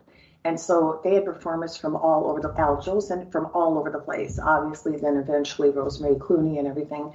And it kind of morphed into like where they did, the community theater and stuff like that. And what was just so awesome is that it just had, you know how, if anyone's been in community theater, it's so, this and that, it's so lively and there's just so much energy. That's the word. There's so much energy with this. And I believe that completely contributed to the fact that that place it was filled with things. I know for sure, from what I've heard, and I've interviewed the guy that, he's from there, but he does the thing for Charlie Brown. Since, the guy's died, he's the one who, the wife has picked him to do that. He's amazing. Sean McHugh, and he's amazing. And he did community theater there, and he said stuff happened there pretty often. But he was really honest about it. He's like, it would be like, if anyone's been in a play or community thing or whatever, it's like, okay, 4 or 5 hours over and over again, move this here, where's this prop, that kind of stuff. And it goes on and whatever, but they're just so lively and whatever. I've done community theater. I was like, that would be like you doing it, Denise. I'm the sarcastic one sitting there going, can't I just say my lines in both? But no, everyone else is all excited and everything. But there were so many things that would happen when they were building sets, when they were doing this, when they were doing that, when they had the loudspeaker on. Okay, let's play this one thing. The one time, let's start here. There was a dancer back in the 1800s that she danced all over the U.S. Her name was Loretta, and she loved the Washington Opera House in Maysville. That was her favorite place to dance, period. That was it for her. And anytime she could, her show could go there, she would be there, she'd be there. And then one night she performed, but she was very, very ill. She didn't know she had like a serious case of pneumonia. She collapsed on stage, and they had to bring her to the local hotel, and the doctor came and whatever, and she was gone. It was over. She's going to die. And this is what people have said, is that she just said, bury me in the basement of the Washington, Opera House. You have other people say it didn't have it, didn't, whatever. But the point is, I think the vibe of her is there. There is a spot down there in the basement that, people try not to walk over or whatever. And Loretta just absolutely adored this place. But my favorite thing, and news places, by the way, Denise, all over here. I mean, in Maysville, whatever, they did stories on this. They probably still do. Interviewing people, what did you hear? What did you see? Because it's just sort of believed that there's something going on there. But my favorite is these two ladies, You do a play, you're rehearsing, you're not even on, it's not even live yet, you're just doing the rehearsals. So these two ladies were leaving, and they had to close up or whatever, and all of a sudden it got icy cold, just like, shh. They're the only two left in the theater, and they're like, what the heck? They just kind of look at each other, and then the one points over to the stage, because they're kind of off a little bit, down the stairs a little. They want to close up, turn the lights off. And there's a string hanging from the, center of the stage, a yarn, or whatever you call it, a rope hanging there. Where'd that come from? Well, we got to, whatever. They go up on the stage, and the one woman pulls the rope down, and it's not connected to anything. She lets go, and it pops back up right where it was.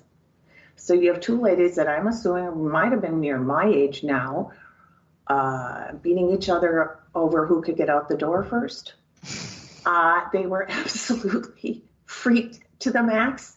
Like I said, news stories type, and they're like, listen, this happened, and what? Too cool. There's also the things of an actress being on stage, and the props they really went for it. Now this place is stunningly beautiful, and in the fact that it's in Maysville, Kentucky, and it's just, I love it. I love that this beautiful place, not New York, it's in Maysville. It's amazing. So they're doing their thing, they're doing their show or whatever, and the rope broke. There was a huge beam about the woman. It was the actress. She was on stage. It was happening, and a huge beam came down.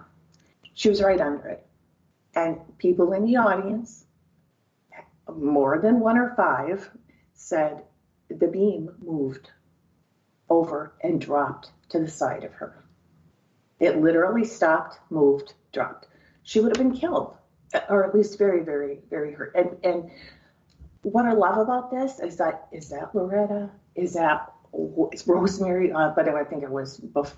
Well, I don't know when Rosemary passed away, but I mean, just the whole vibe of the place was like, the way Sean put it, you guys should look him up, by the way. Sean McHugh is such an amazing artist. But anyway, the way he put it was, it's just like this place was so filled with so much talent. I mean, Rosemary Clooney, all these people going for it, and the town embracing this amazing opera house in this little thing in Kentucky, in this little town, holding on to it like that. And then to have that kind of action where no one got hurt. Maybe they got scared with this or that, but it's like, if they needed help, Sean said, the one time he said, the stage manager, I've done community theater, so if the stage manager's like, well, okay, this has to be, you have the builder or whatever. I need a piece of plywood here right now, just get it over. And before Sean could turn, he said, a piece of plywood slid off the wall. Plywood's huge, okay, I don't even know the dimensions, and slid right in front of right between them. Okay, and he hadn't moved. And the woman said, thank you, Loretta. Just, that's it. And they went on with it. How can you not love that? How can you not want to go and sit in this place that's amazing, architecture and history? And that's the kind of stuff I love. That is unusual for sure. It's awesome. So, I just love it. That is a wonderful story. So you guys ought to check that out in her book. So Carl asks, what is your view on aliens and Bigfoot? Do you have one? Oh yeah. Okay. Remember, I grew up, in the haunted house with my father. I mean, I was born in 1960. So, and my dad was always the whole way going, okay, stuff happens, Karen. Bigfoot exists, aliens exist. That was my father. Okay. And my mom's like, well, okay. But she was just like, she didn't not believe, but she didn't have the feeling. Yes, my dad was one of the first people, I believe, that when that Bigfoot thing that happened, the sighting, whatever, in California and all that, he was like, there's something to this. He just said there's something to it. I don't know about whatever, but there is. Also with the aliens, always, my dad said. And by the way, my husband, when I didn't know him, obviously, he was off in Mankato, Minnesota. His grandpa and grandma had a farm. And this huge light, Doug remembers this, and he said, huge.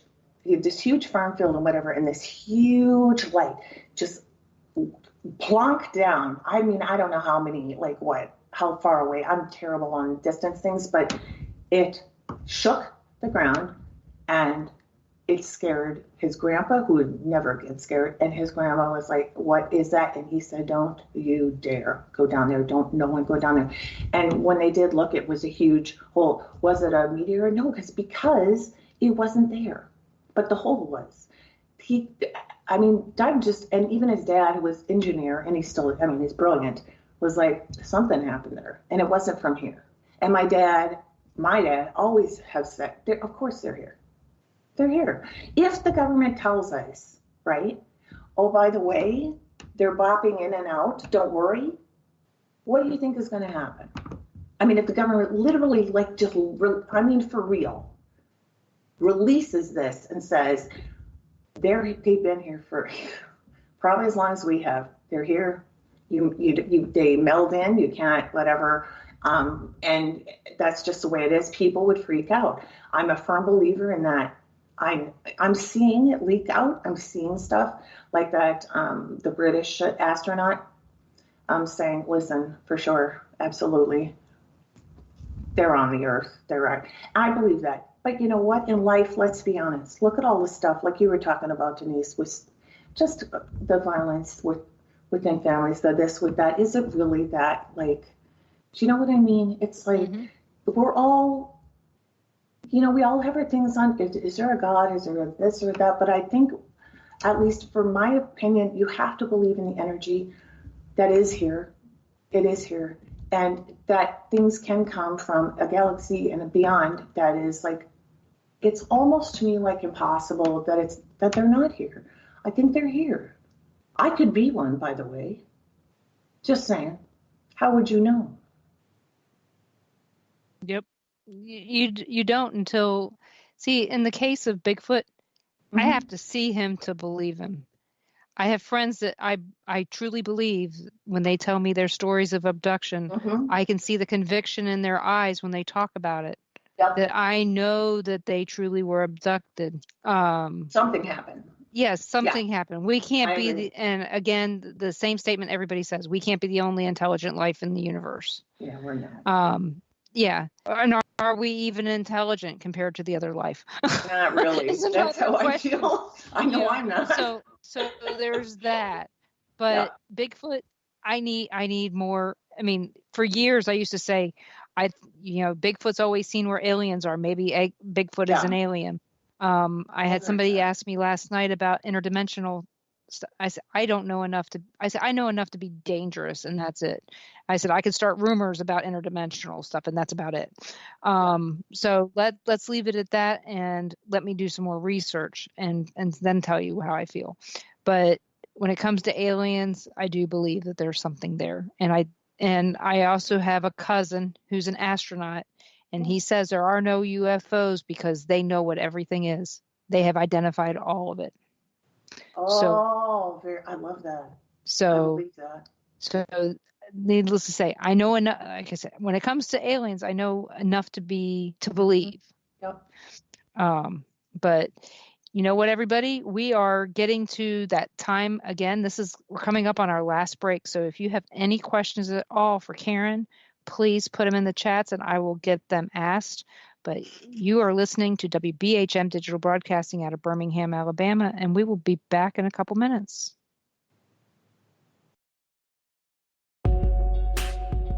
You're listening to WBHM Digital Broadcasting, the best in paranormal talk, only on Paranormal Experience Radio, broadcasting live out of Birmingham, Alabama.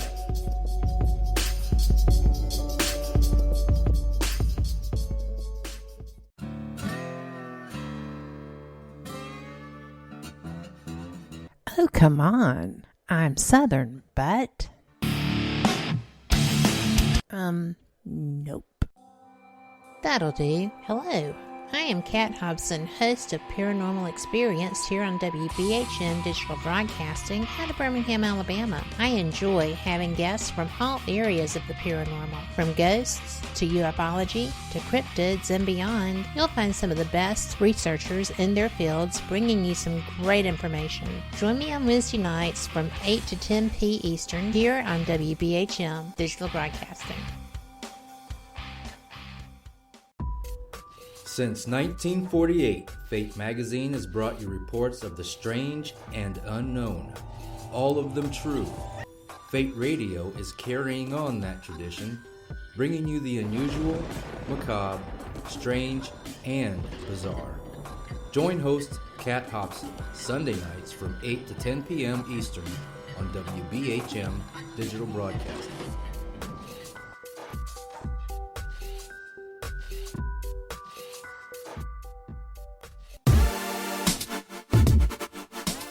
You're listening to WBHM Digital Broadcasting, the best in paranormal talk, only on Paranormal Experienced Radio, broadcasting live out of Birmingham, Alabama. Thank you for listening to WBHM Digital Broadcasting out of Birmingham, Alabama. The time is 45 minutes after the hour. Welcome back to the Paranormal Pride, and I'm your host, Denise. And tonight we've had Karen Lavin on. and we're, as you can tell, we're having a good time. So, and before we... Well, she is related, so I'm okay. Actually, that's my son. Never mind. Okay, go on. So here we go. Before we get any further, I want to make sure everybody knows how to find your books and your website. So let everybody know your website. Thank you. Appreciate it. It's KarenLavin.net. I dropped the com for 10 seconds, and then this Japanese or some other place, I don't know, bought it, and it has all the stuff there. Do you want to buy it back for $1,000? No. So it's KarenLavin.net. And you can find stuff. I have pictures on there and telling about what I'm doing and everything.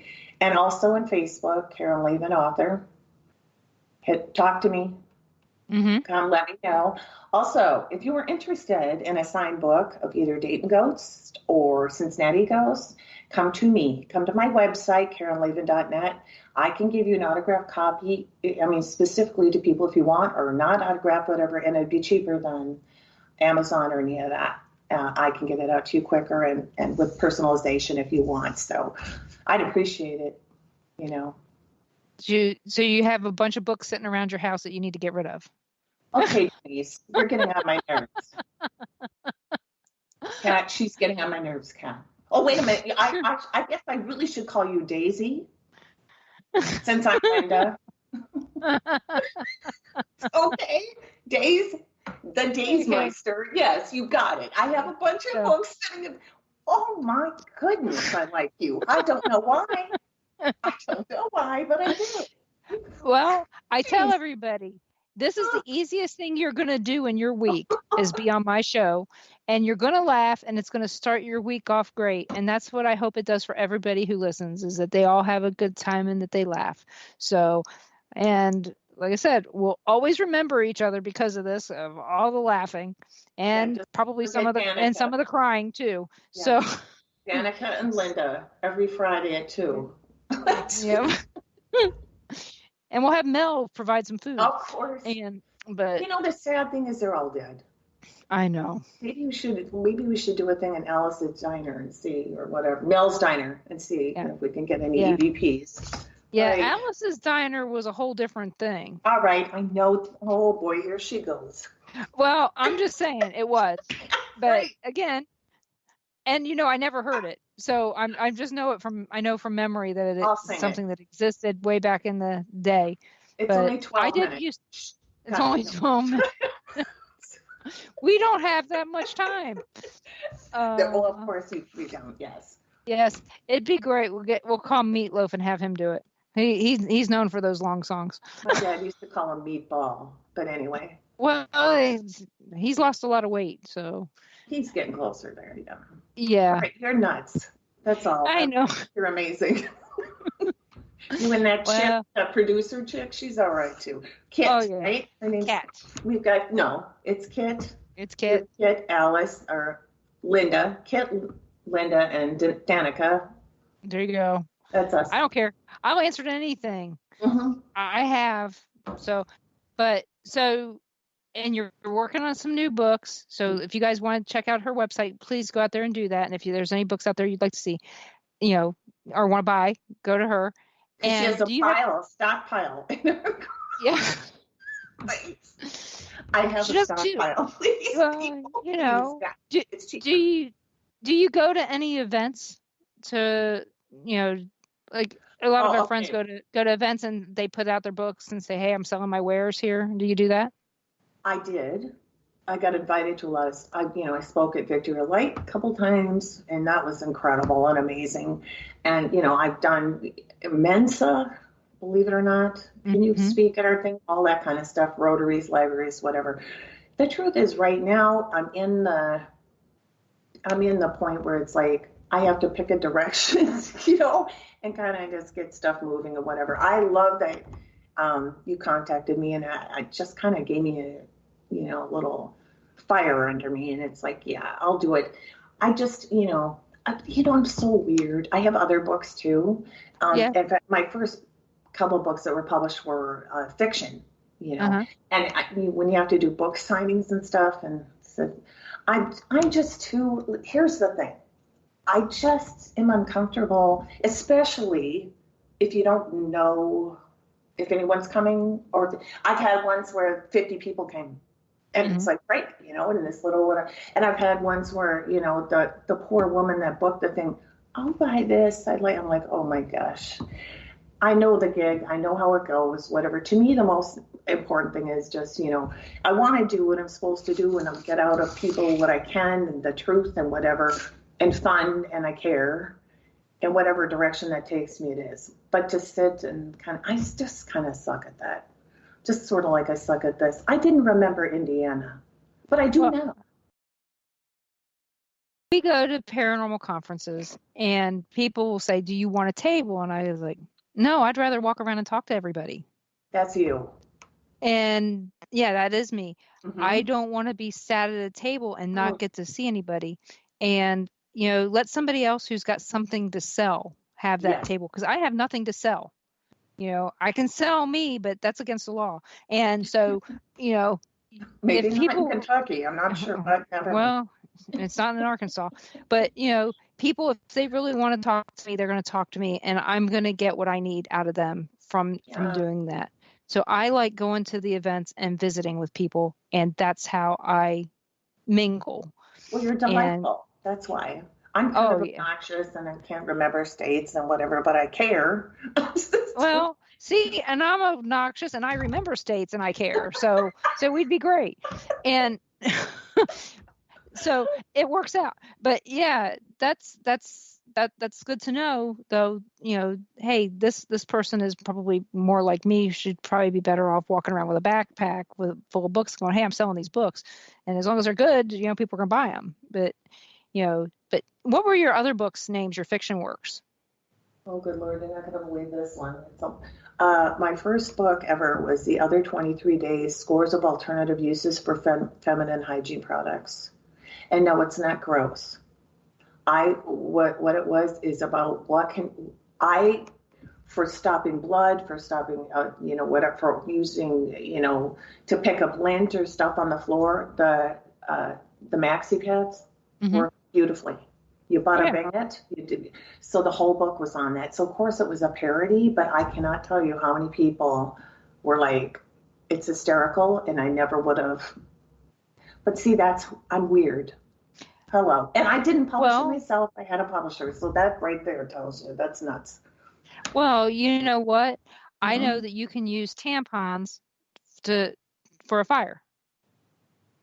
What do you mean? Like you can put some, you can take pull it all apart. And if you've got just a spark, you can use the cotton in a tampon to create a fire. I saw it on a survival show. Oh yeah, they took it from my. No, that's funny. Oh my, I still hear, and that was like in 2006. So I did get published before, but you know what I mean. And the other one was a romance parody.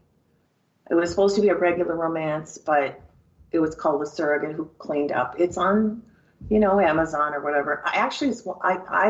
It's one of my favorite books.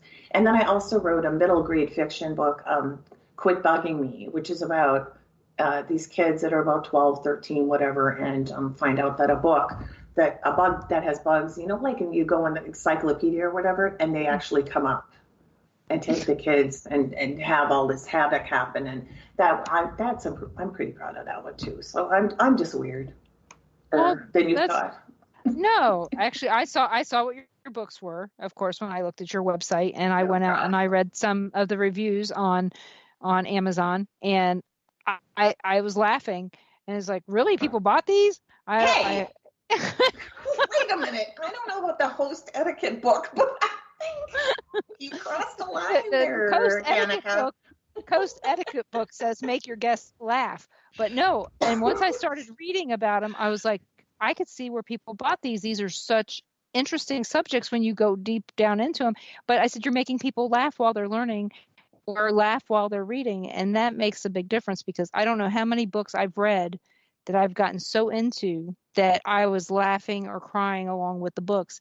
And I think it's important to be able to laugh out loud, not LOL, actually laugh out loud while you're reading a book, because laughing is good for your health.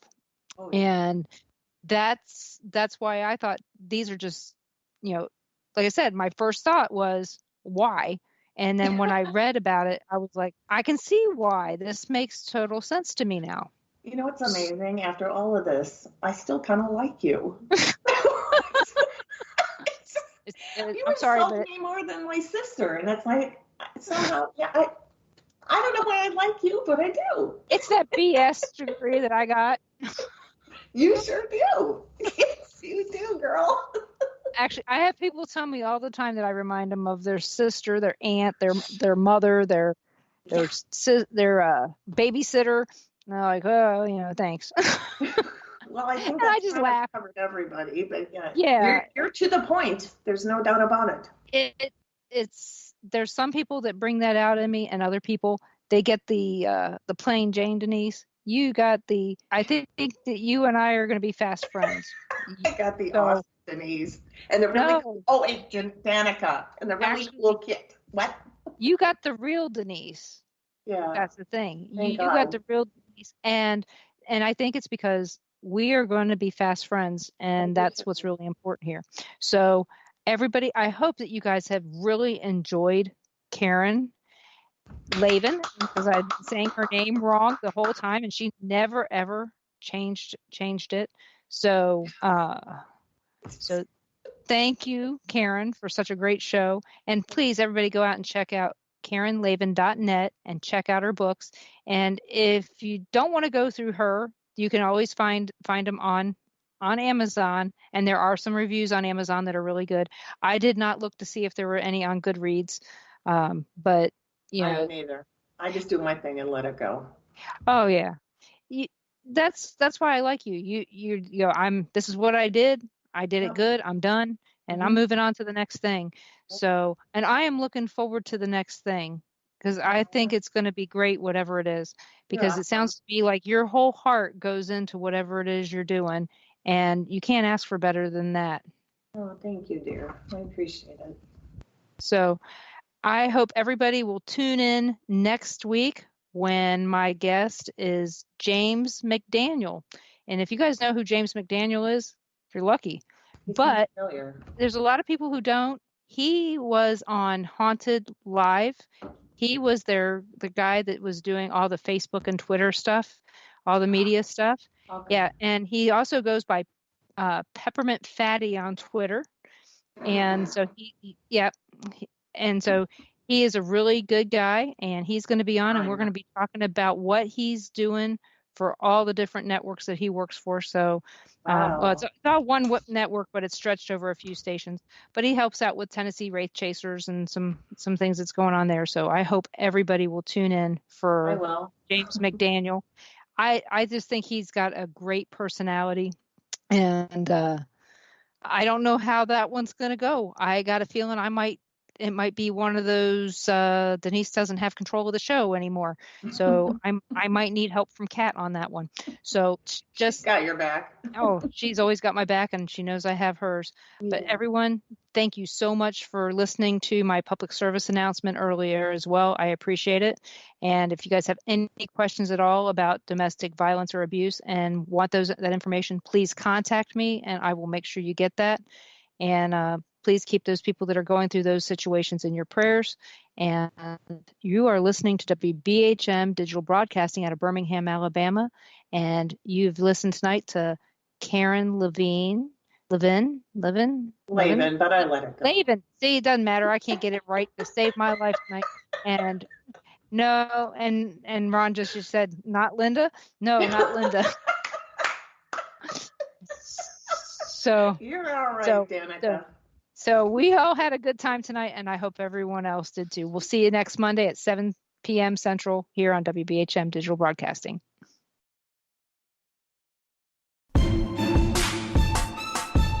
You are listening to WBHM Digital Broadcasting, the best in paranormal talk only on Paranormal Experience Radio. Broadcasting live out of Birmingham, Alabama.